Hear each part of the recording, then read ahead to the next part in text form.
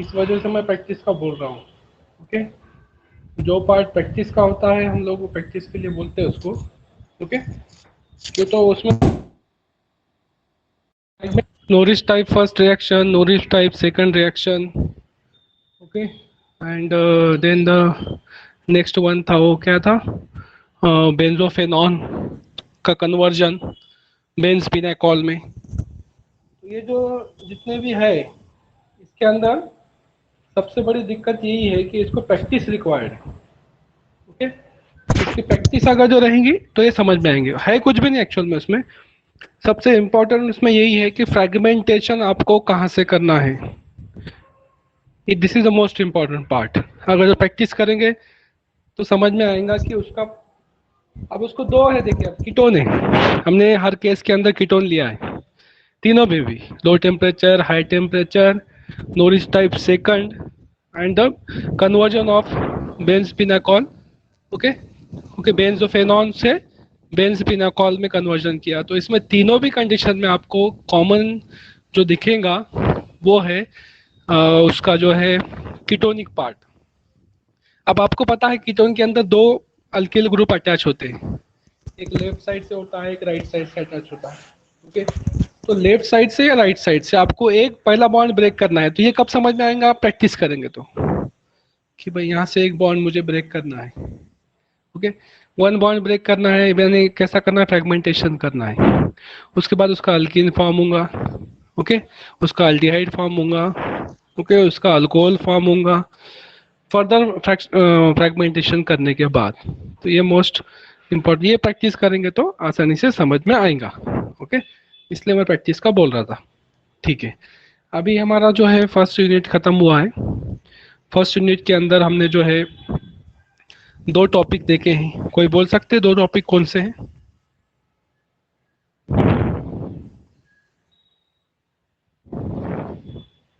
Hello. Mechanism of organic reaction and photochemistry. हाँ, mechanism of organic reaction and photochemistry. अभी दोनों में weightage देखेंगे आप, तो वेटेज जो है मैकेनिज्म ऑफ ऑर्गेनिक रिएक्शन को ज़्यादा है, फोटोकेमिस्ट्री को वेटेज थोड़ा कम है। ओके, क्यों, तो सिलेबस लेंथी होने की वजह से उसको ज़्यादा वेटेज है और इसको थोड़ा सा वेटेज कम है। मार्क्स डिस्ट्रीब्यूशन अगर जो देखेंगे आप, ज़्यादा question mechanism of organic reaction पे आते हैं, और जैसा 4 क्वेश्चन अगर जो मैकेनिज्म ऑफ ऑर्गेनिक रिएक्शन पे आएंगे तो 2 क्वेश्चन जो है फोटोकेमिस्ट्री पे रहेंगे। इस तरह से उसका वेटेज है, तो वो हिसाब से आपको पढ़ाई उसकी करनी पड़ेगी। अभी नेक्स्ट टॉपिक है हमारा stereo chemistry. Okay, stereo chemistry word हमने इससे पहले थोड़ा सा टच किया था। ओके, स्टेरियो केमिस्ट्री में एक्चुअल में क्या होता है कि molecules having the similar, okay, molecular formula but different arrangement in the space, okay, different spatial arrangement in the 3D, okay, तो इसको क्या बोलेंगे हम, उसका अलग अलग स्टेरियोकेमिस्ट्री। ओके, तो स्टेरियोकेमिस्ट्री में जो जो है स्टेरियोकेमिस्ट्री के जो होते हैं वो भी एक आइसोमर होते हैं। दो मॉलिक्यूल अगर जो स्टेरियो आइसोमर्स है तो वो दोनों क्या है, आइसोमर्स है। डिफरेंस सिर्फ इतना ही है कि वो जो है उसकी जो अरेंजमेंट है एटम्स की इन द स्पेस, तो जो भी है तो वो कैसी रहेंगी, डिफरेंट रहेंगी। अब डिफरेंट कैसे रहेंगी, फॉर एग्जांपल यहाँ पे मॉलिक्यूल दिया हुआ है, देखिए अब मॉलिक्यूल के अंदर यहाँ पर स्क्रीन पर दिया हुआ है कि एक ब्रोमीन है, क्लोरीन है, CH है, ओके, और यहाँ पर रोटेशंस है। रोटेशंस में आपको समझ में आएगा कि आइसोमर्स कौन से है। ये लास्ट का देखो Fischer form, okay, Fischer form के अंदर भी आपको देखेगा कि क्लोरीन ब्रोमीन एक दूसरे के अपोजिट साइड में है, ब्रोमीन और CH एक दूसरे के सेम साइड में। ओके, तो जब जो है ब्रोमीन CH एक दूसरे के अपोजिट में आ जाएंगे, नेक्स्ट मॉलिक्यूल अगर जो हम जो देखेंगे उसका आइसोमर स्टेरियो आइसोमर्स, तो उसमें क्या होगा, इसके अपोजिट डायरेक्शन में स्टेरियो आइसोमर्स होंगे। यानी एक अगर जो नियर टू द ऑब्जर्वर रहेगा, फॉर एग्जाम्पल अभी जो ऑब्जर्वर है यहाँ पे एक पर्सन दिया हुआ है, वो पर्सन क्या कर रहा है, मॉलिक्यूल को ऑब्जर्व कर रहा है, this means it is the observer.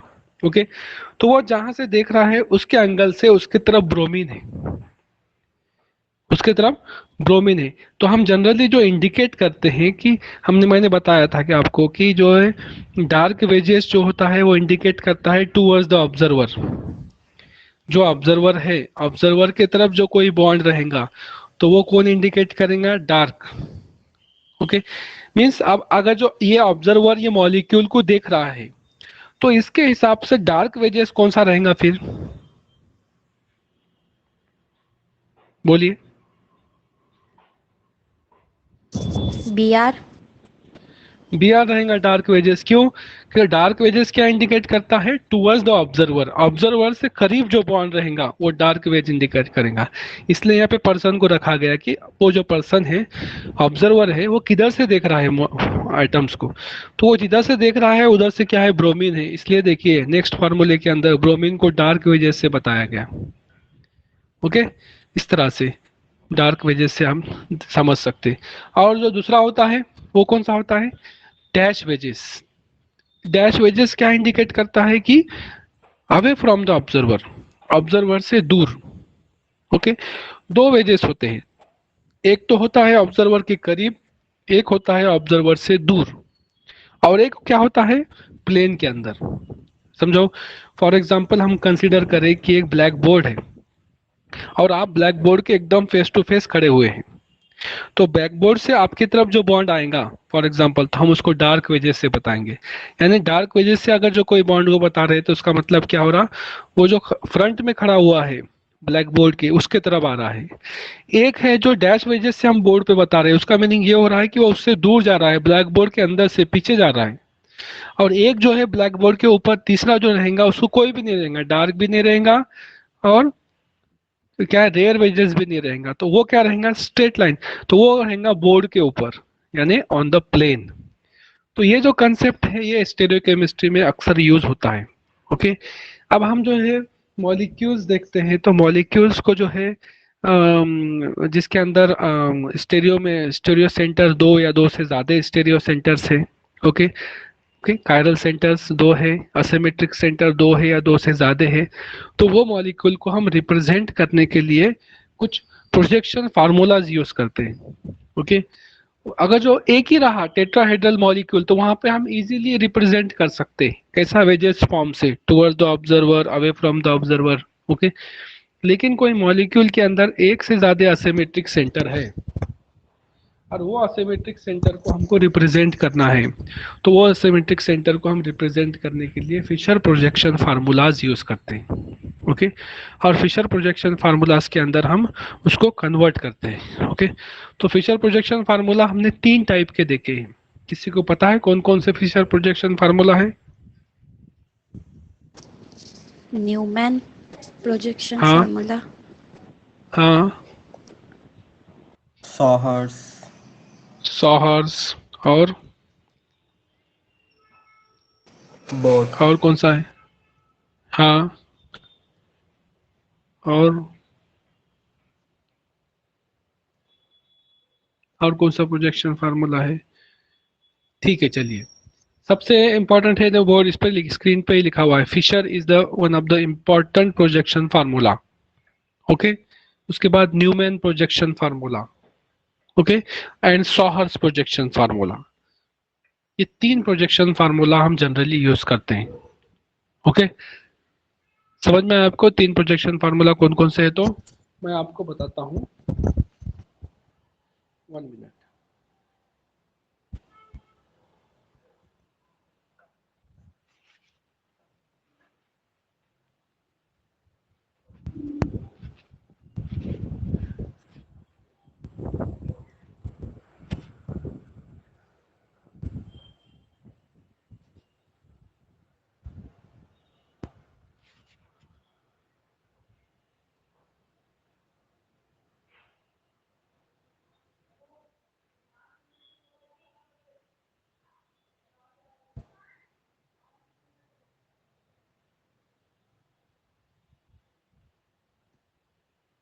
देखिए, अभी एक मैं सिंपल आपको सबसे पहले बताता हूँ कि फॉर एग्जांपल कोई मॉलिक्यूल इस तरह से लिखा हुआ है, हम अक्सर देखते हैं COOH, यहाँ पर होता है CH3, यहाँ पे होता है बी आर, यहाँ पर होगा एच, यहाँ पे होता है ओ एच, यहाँ पे होता है एच। ये जो प्रोजेक्शन फार्मूला हम इसको बोलते हैं फिशर प्रोजेक्शन फार्मूला। ओके, आपको पता होगा ये फिशर प्रोजेक्शन फार्मूला किस तरह से होता है। अब उसके बाद जो है नेक्स्ट प्रोजेक्शन फार्मूला हम यूज करते हैं वो है न्यूमैन प्रोजेक्शन फार्मूला। ओके, और एक होता है सॉहर्स प्रोजेक्शन फार्मूला।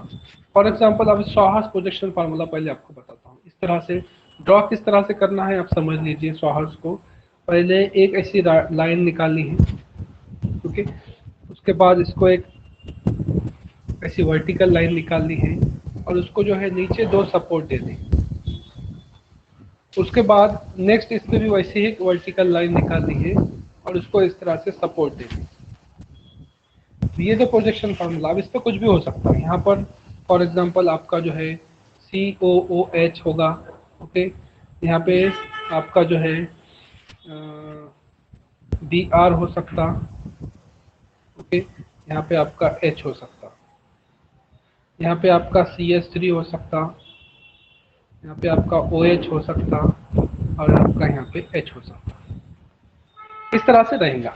जब भी रहेगा हम जो है एक कन्वर्जन का जब बात करते हैं तो कन्वर्जन में मॉलिक्यूल के हिसाब से उसको कन्वर्ट करते हैं। ओके, अब इसकी एक खासियत ये है कि इसके अंदर जो ये जो आपको सेंटर में दिख रहा है, ओके, आपको जो सेंटर में दिख रहा है, तो वो सेंटर का जो है, ये जो सेंटर की लाइन आपको जो दिख रही है, ये जो है सिंगल लाइन है, it is the sigma bond. और सिग्मा बॉन्ड की खासियत ये होती है कि सिग्मा बॉन्ड इजीली रोटेट होता है, कोई भी एंगल में आप उसको रोटेट कर सकते हैं सिग्मा बॉन्ड को। पाई बॉन्ड को आप रोटेट नहीं कर सकते कि तो पाई बॉन्ड में जो होते दो बॉन्ड होते, रोटेट करेंगे तो ब्रेक हो जाएगा। ओके, कि तो सिग्मा बॉन्ड जो होता है, सिग्मा बॉन्ड को आप सिंगल बॉन्ड है, सिंगल बॉन्ड को आप इजीली रोटेट कर सकते हैं। तो इसको अगर जो आप रोटेट करेंगे इस तरह से एंगल से, अगर जो रोटेशन करना है तो हम ऐसा एंगल से बताते हैं कि रोटेट कर रहे हैं, इसका मतलब घुमा रहे हैं। तो इसको अगर जो हम घुमाएंगे तो घुमाने से क्या होगा, आप कोई एक को भी घुमा सकते हैं। यहाँ पर कैसा घुमा सकते हैं, फॉर एग्जांपल ये आपका बॉन्ड है, अब यहाँ पे CS ऊपर का जो नीचे का पोर्शन एलईडी रखेंगे जैसा है CS3 वाला, ऊपर के पोजीशन को आप रोटेट कर सकते हैं। किस तरह से, ये जो जो जो सपोर्टिंग पार्ट था नीचे था उसको मैंने ऊपर लेके चला गया, सपोर्टिंग पार्ट नीचे था उसको ऊपर चला गया। अब ऊपर लेके चला गया तो क्या बन गया वो, यहाँ पे हाइड्रोजन है, यहाँ पे Br है और यहाँ पर COOH आ गया। तो इस तरह से आप रोटेट कर सकते हैं। अभी रोटेशन करने के बाद मॉलिक्यूल में कोई चेंज नहीं आएगा, यानी इसका मतलब ये नहीं होगा कि मॉलिक्यूल डिस्टर्ब हो गया या फिर कोई नया मॉलिक्यूल बन गया। नया मॉलिक्यूल नहीं बना है, मॉलिक्यूल वही है। रोटेशन से मॉलिक्यूल का कुछ चेंज नहीं होता है, लेकिन उसके रोटेशन करने के कुछ रूल्स हैं। ओके, वो रूल्स से अगर रोटेट, सिंगल बॉन्ड में आप इजीली रोटेट कर सकते हैं। ओके, रोटेशन पॉसिबल है। ओके, एक बॉन्ड को आप वहाँ पे जो है स्टेशनरी पोजीशन पे रखते हैं, एक कार्बन सेंटर से दूसरे को रोटेट करते हैं। रोटेशन करना भी बहुत जरूरी है। अब रोटेशन हम किस लिए करते हैं, जनरली हमको फिशर प्रोजेक्शन फार्मूला में कन्वर्ट करना है। हमने ये FY में, अगर जो आपको याद होगा तो मैंने ही आपको पढ़ाया था, याद है आपको?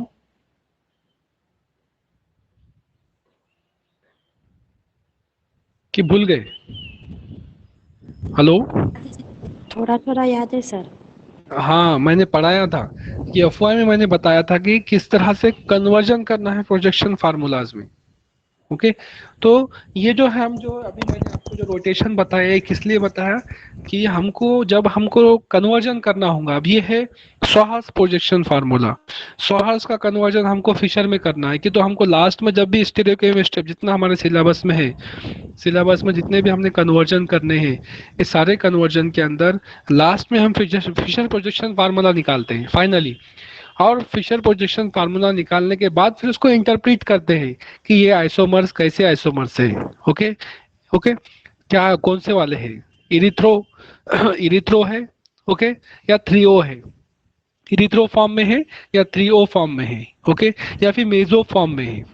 तो ये फॉर्म के जो स्ट्रक्चर हम निकालते हैं एकदम लास्ट में इसको निकालते हैं फाइनली। तो फाइनली प्रोजेक्शन फार्मूला जो होता है हमारा, स्टार्टिंग में आप कोई भी प्रोजेक्शन फार्मूला लो, न्यूमैन लो या फिर सॉहर्स लो, उसका फाइनल हमको कन्वर्जन करना पड़ता है फिशर के अंदर, और फिशर से फिर हम इंटरप्रेट करते हैं कि इसका जो प्रोडक्ट फॉर्म हो रहा है स्टीरियोकेमिस्ट्री के थ्रू, तो ये प्रोडक्ट जो है, दो अलग अलग जो प्रोडक्ट फॉर्म हो रहे हैं, ये एक दूसरे के थ्रियो आइसोमर है क्या मेजोमर्स है, ओके, ये हम लास्ट में चेक करते हैं। तो हमको पता कैसा लगता है कि इसके अंदर जो है लास्ट का जो एंगल होता है फिशर प्रोजेक्शन फार्मूला होता है, ओके।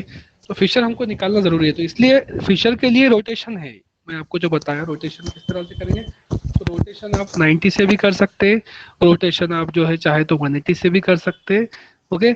आपके डिपेंड करता है कि आप रोटेशन, या फिर 120 से आप रोटेशन कर सकते हैं। जनरली इसके अंदर 120 का रोटेशन होता है, ओके। अब समझने की कोशिश करेंगे किस तरह से कन्वर्ट करेंगे, ओके। कन्वर्जन का एक एग्जांपल देखते हैं।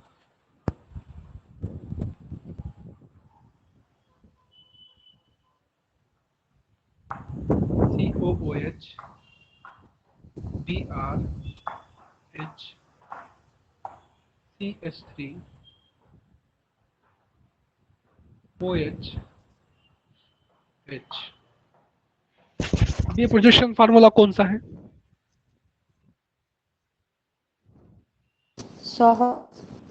सॉहर्स प्रोजेक्शन फार्मूला है, ओके। समझ में आया ना, सॉहर्स है। अभी मैं इसी को अगर जो निकालना चाहूँ किसमें, न्यूमैन में, तो किस तरह से निकालूंगा? न्यूमैन में सर्कल में होता है, जैसा कि फॉर एग्जांपल ये डॉट डॉट, ओके, और उसके सराउंडिंग में एक सर्कल होता है। डॉट जो क्या इंडिकेट करता है? डॉट इंडिकेट करता है रियर कार्बन, दूर वाला कार्बन। तो रियर कार्बन में हम क्या लेंगे? फॉर एग्जांपल COOH BRH, ये हो गया एक। और ऊपर का जो सर्कल है, सर्कल क्या करता है? फ्रंट का कार्बन, फ्रंट का कार्बन में ये CH3, ओके। यहाँ पर है कौन सा? OH, यहाँ पर है कौन सा? H। तो ये जो प्रोजेक्शन फार्मूला है, ये प्रोजेक्शन फार्मूला को हम कौन सा फार्मूला बोलते हैं? न्यूमैन।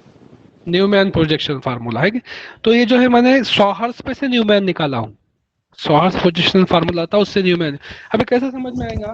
देखिए ये जो दो है CH3, वो दोनों एक ही डायरेक्शन में, तो यहाँ पे भी देखिए ये दो जो COOH और CH3 वो एक ही डायरेक्शन में। देखिए ये OH और ये BR दोनों भी एक ही डायरेक्शन में। यहाँ पे देखिए OH और ये BR दोनों भी एक ही डायरेक्शन में। यहाँ पर देखिए ये H और ये H दोनों भी एक ही डायरेक्शन में, एक तरफ है। यहाँ पे देखिए H और H ये दोनों डायरेक्शन, ये दोनों मैच करते हैं। इस तरह से उसका कन्वर्जन हम लोग करते हैं। अगर जो वही हमको कन्वर्जन करना है, ओके, अगर जो हमको कन्वर्जन क्या करना है, इसका कन्वर्जन हमको अगर जो फिशर के अंदर करना है, तो हम कैसा करेंगे? फिशर के अंदर करना है तो सिंपली हम इस तरह से पहले ड्रॉ कर लेंगे। जो अप साइड में है उसको हम यहाँ पे लिखेंगे COOH, ओके, इसको लिख दिए। अब इसको कहाँ लिखेंगे? CH3 यहाँ पे लिखेंगे। अब ये जो पहला कार्बन है इसके ये BR राइट में है तो यहाँ पे राइट में लिखेंगे, ये H लेफ्ट में है तो लेफ्ट में लिखेंगे। ये दूसरा कार्बन जो है इसका OH राइट में है तो इसको राइट में लिखेंगे, इसका H जो है लेफ्ट में है तो इसको लेफ्ट में लिखेंगे। तो ये जो प्रोजेक्शन फार्मूला बना ये कौन सा है? Fischer projection formula. तो इस तरह से हम कन्वर्जन कर सकते हैं, न्यूमैन का फिशर में, फिशर का सॉहर्स में, एक दूसरे का कन्वर्जन कर सकते हैं। तो रिमेनिंग जो पार्ट है हमारा, वो पार्ट हम जो है नेक्स्ट लेक्चर में